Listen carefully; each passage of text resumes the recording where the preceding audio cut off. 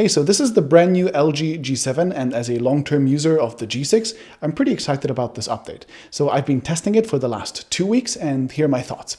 I think it's a great phone that will once again be pretty underappreciated. I'm Martin from TechAltar, and let me explain.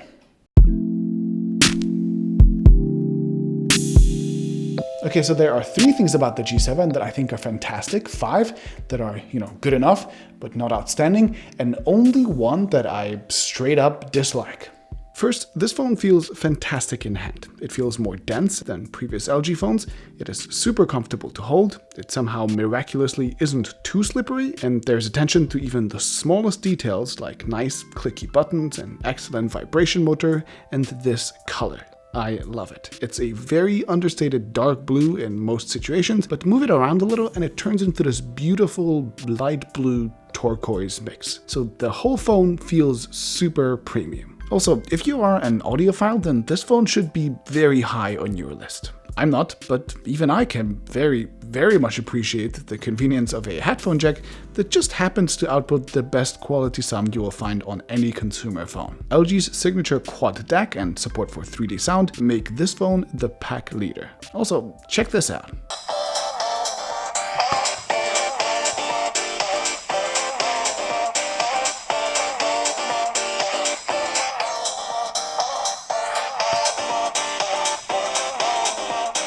So this is a single downward firing speaker, which is a little annoying, but it is loud, and if you put it on a table, it suddenly sounds surprisingly rich. The wide-angle camera is another feature that I find fantastic. It is much better than the one found on the G6. It is not quite as wide anymore, but it is now actually usable in low light, and it barely distorts at all. Gone are the terrible lens flares, noise levels are lower, colors are better, and it's just better overall. It is still a step down in image quality from the primary camera, as it lacks OIS and only has an f1.9 aperture, but it is a giant step forward. I shoot about 30 to 40% of my photos using the wide-angle camera on both the G6 and the G7, so this upgrade is pretty substantial, I think.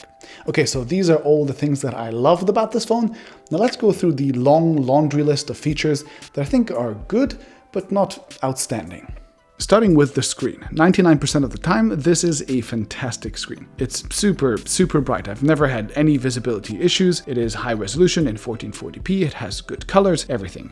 I have one problem with it though. The blacks aren't very black, even for an IPS screen. They are less black than the ones that are on my G6. Usually this wouldn't bother me too much, but when trying to hide that notch on the top, which you can thankfully do, it becomes kind of visible. So the screen is good, but not perfect. And the same goes for software. The skin is a slight refresh from what LG had on their previous phones, and I mostly like the direction. Visually, it is slightly updated and looks more consistent and modern. Performance has been very good, and I have not had any lagging or any bugs in the system, so that's encouraging. It also has a few really useful features, like the ability to customize or hide the navigation bar, which is really quite handy on a phone this tall. And I also really like that you can customize the always-on display. You can put your own image there and have your quick controls without unlocking the phone. It's really useful. LG did say that they open up a new software development center to speed up OS updates, but they also have a very long and bad track record with OS updates. I mean, my G6 still doesn't run Oreo, so I'll believe them when I see it. So software is better and improved, but still not the best of the best. And same for the camera. Now, I've already told you that I love the wide-angle camera, and a quick plug here. If you follow me on Instagram and Twitter, you'll actually see that I shoot photos with it all the time. The main optically stabilized 60 megapixel f1.6 camera is also a big improvement compared to the G6. But I feel like while LG moved 1 step forward, the rest of the industry moved 1.5 steps. So this is a very good camera, but not the best of the best. I found that daylight shots are plenty sharp and have good colors. Dynamic range is good, but could be even better with occasionally blown out highlights. And low light shots are now much better than they were last year, but not as amazing as those of the best competitors. Gone are the nasty lens flares of the G6, but there are funny artifacts every now and then, like these green reflections bouncing around here. Portrait mode is okay, but again, nothing breathtaking.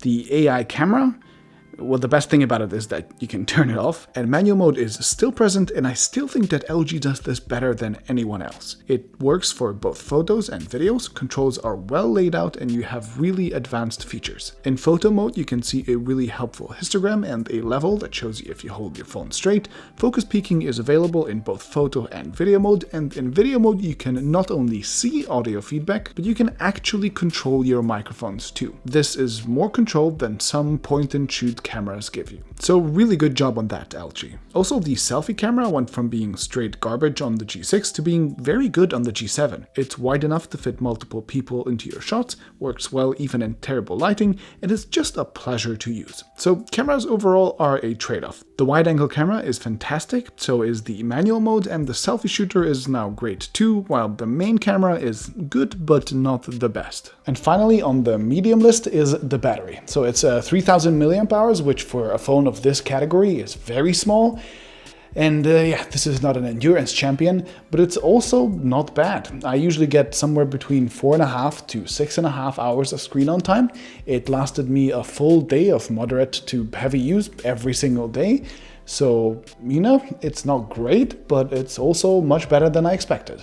I think you're starting to see a pattern here. So let's move on to the one thing that I actually straight up disliked. This phone is super slippery on a table or any similar surface and will simply slide off of it. And while it is mil-spec certified, so it should be more durable than most competitors, it's still just glass on the front and glass on the back, and it will break. Also, in just 2 weeks, the rear glass is already full of small scratches everywhere. Even though I didn't drop this, I didn't scratch this, nothing. I just don't like fragile glass on glass phones, so thumbs down for that. Overall though, there's nothing else that's straight out wrong with the phone. Cellular and Wi-Fi connections are excellent, it has Bluetooth 5.0, wireless and fast charging, it's IP68 water resistant, and the list goes on. There's just nothing missing here. So if you're watching this video to find out if this phone is unique and amazing enough to save LG's smartphone business, then I'd actually recommend you watch my last video, which is an in-depth analysis